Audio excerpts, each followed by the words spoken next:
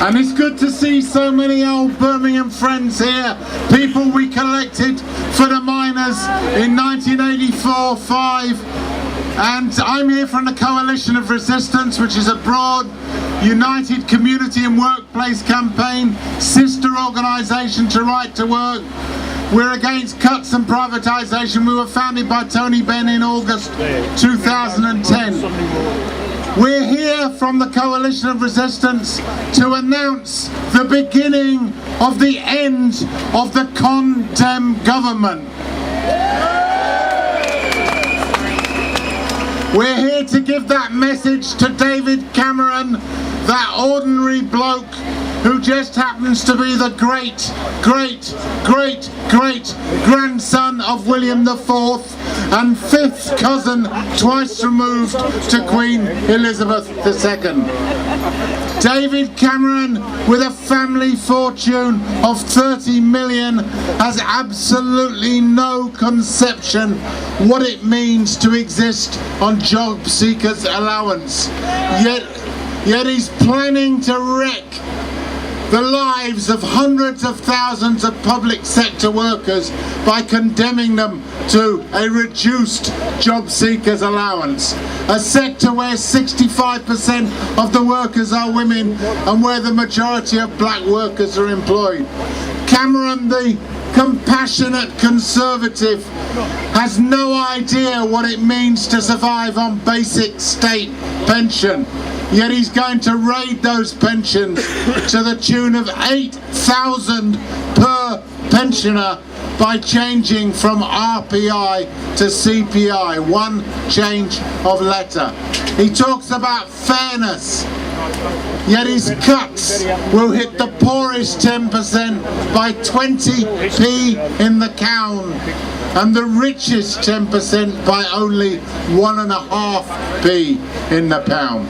He talks about protecting the vulnerable, yet his odious education minister, Gove, the one with the charm of a minnow, has closed down the school buildings programme. The scale of these cuts is driven by ideology, not necessity.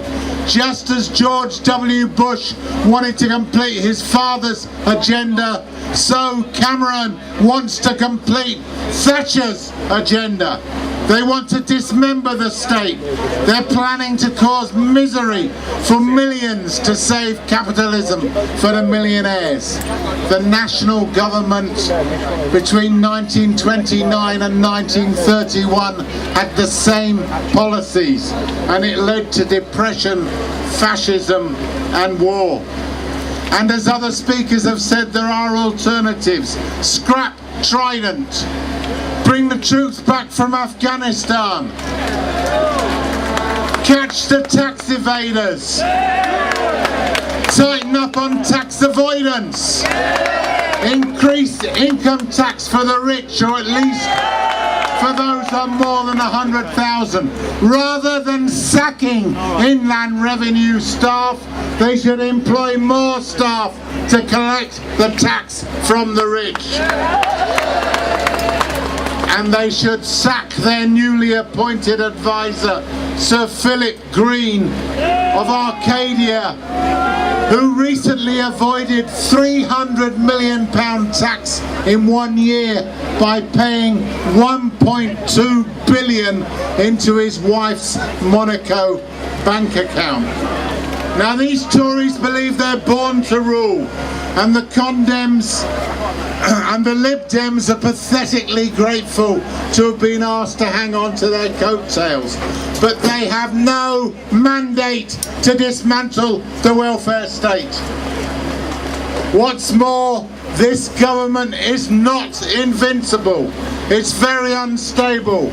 Many Lib Dem voters are furious that the Nick Clegg cabal has sold out the nation to further their own careers with seats in the cabinet.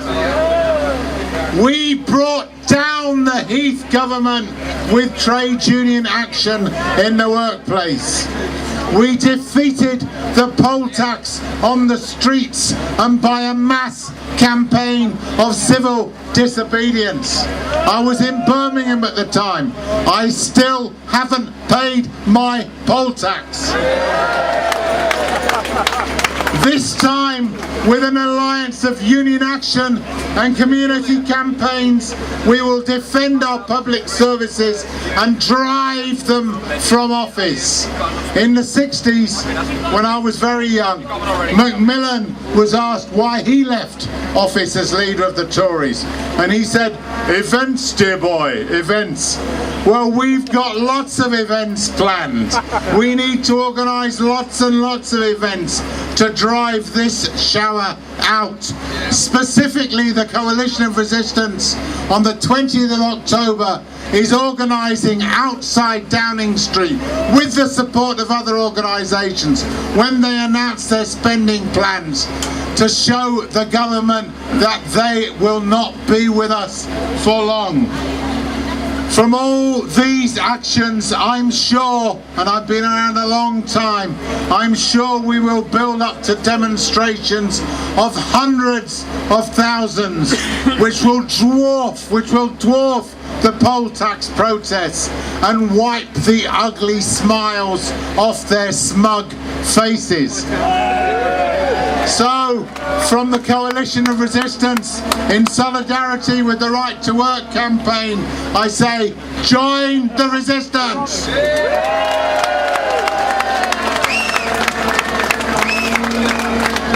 Thank you, Paul. Of course, one of our key public services is the National Health Service.